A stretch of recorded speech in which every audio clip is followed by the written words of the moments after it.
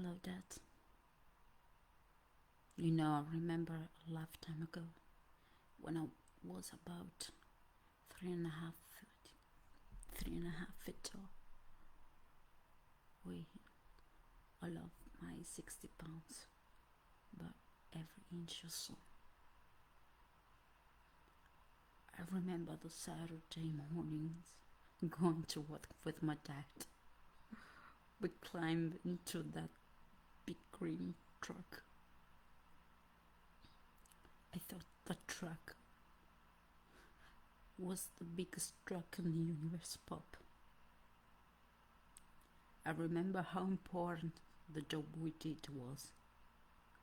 How, if it wasn't for us, people would freeze to death. I thought you were the strongest man in the world.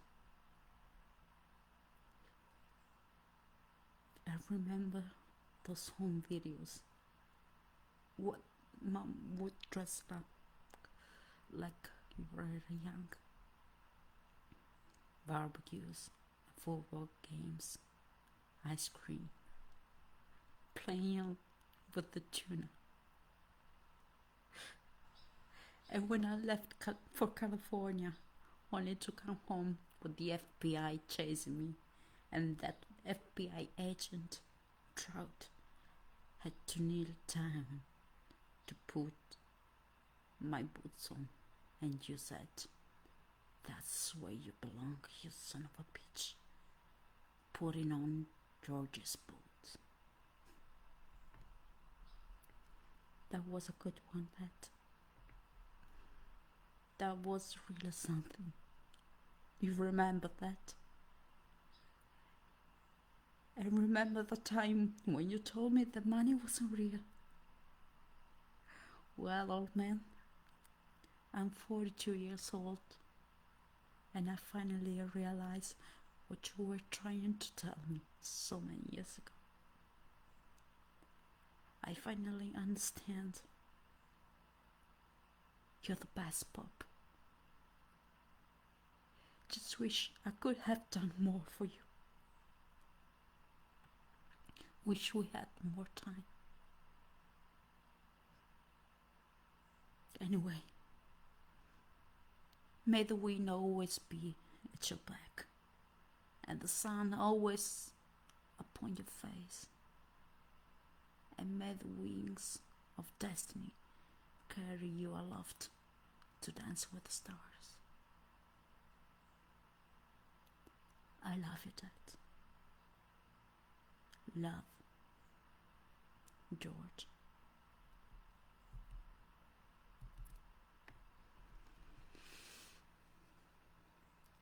Thank you for putting up with me with this monologue.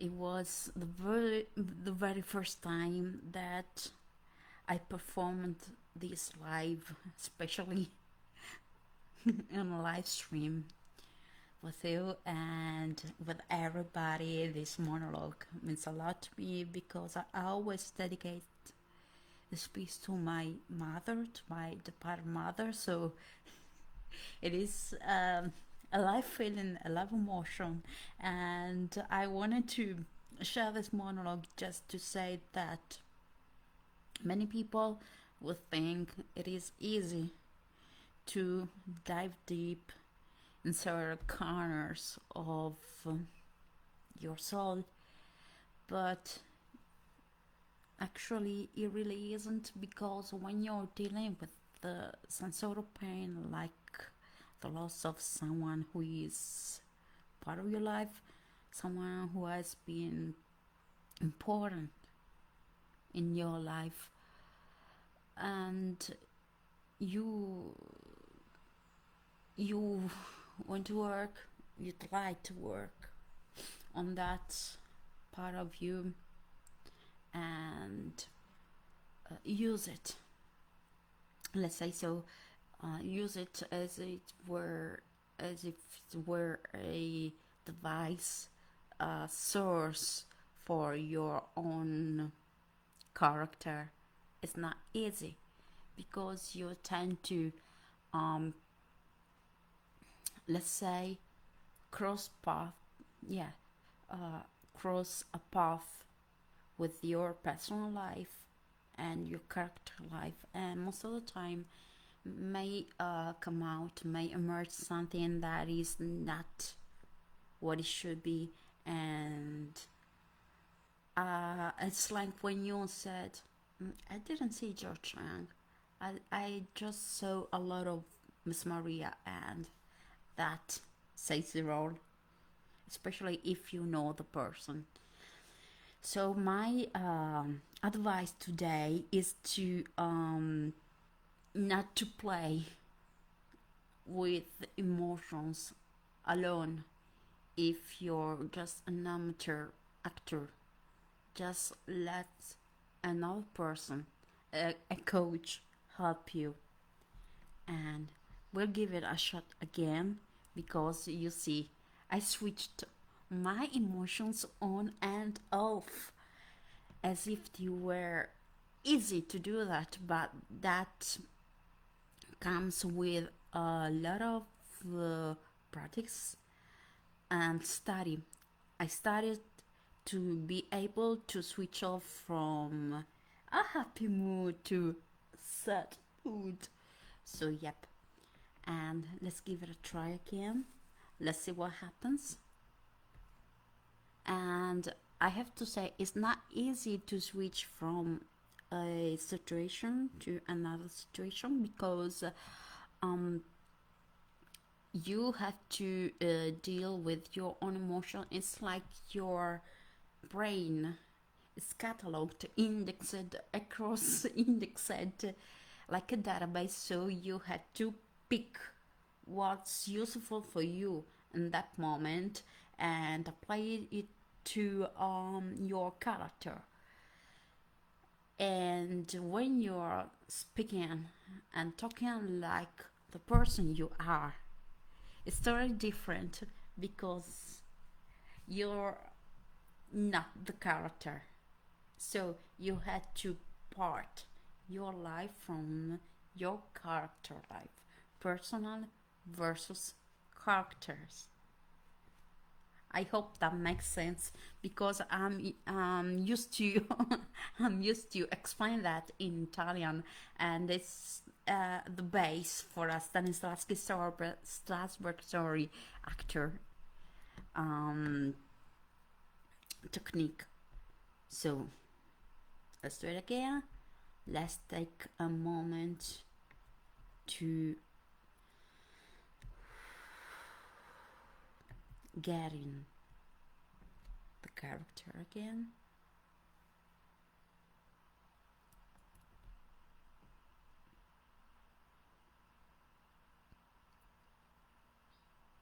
Hello, Dad.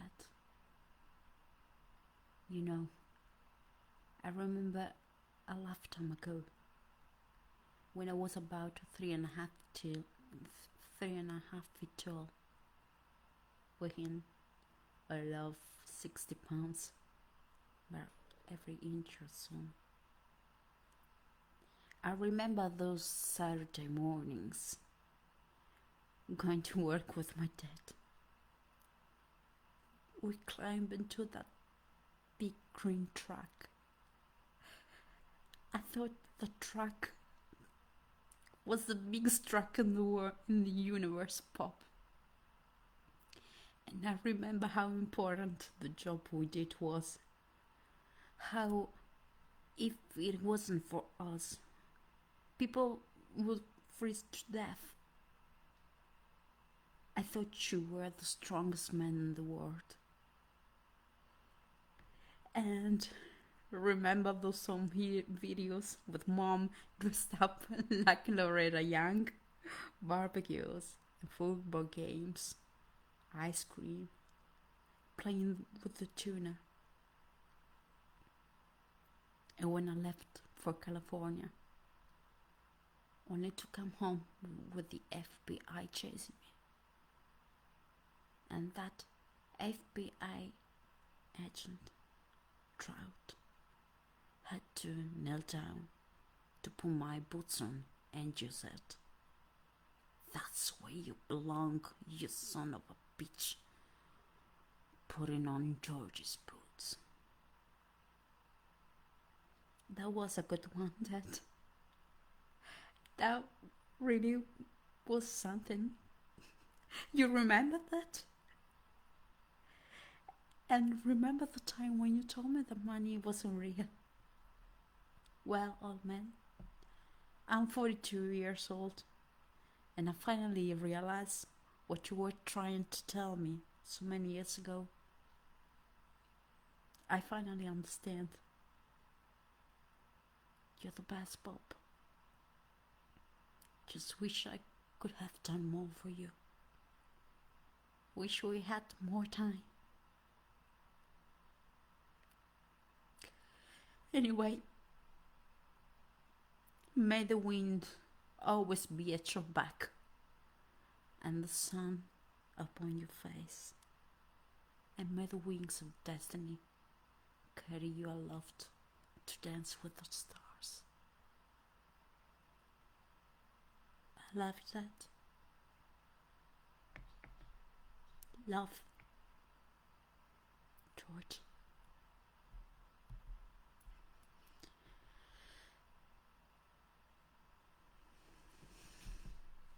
Thank you.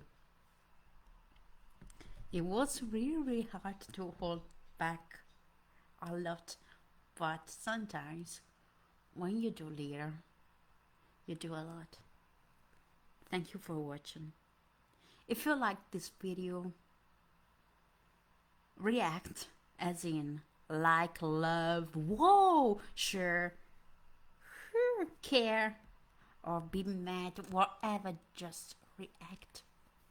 Like, share, and if you haven't liked our pages, as in Progetto, Inediti and Miss Maria yet, please do so, and help us spreading the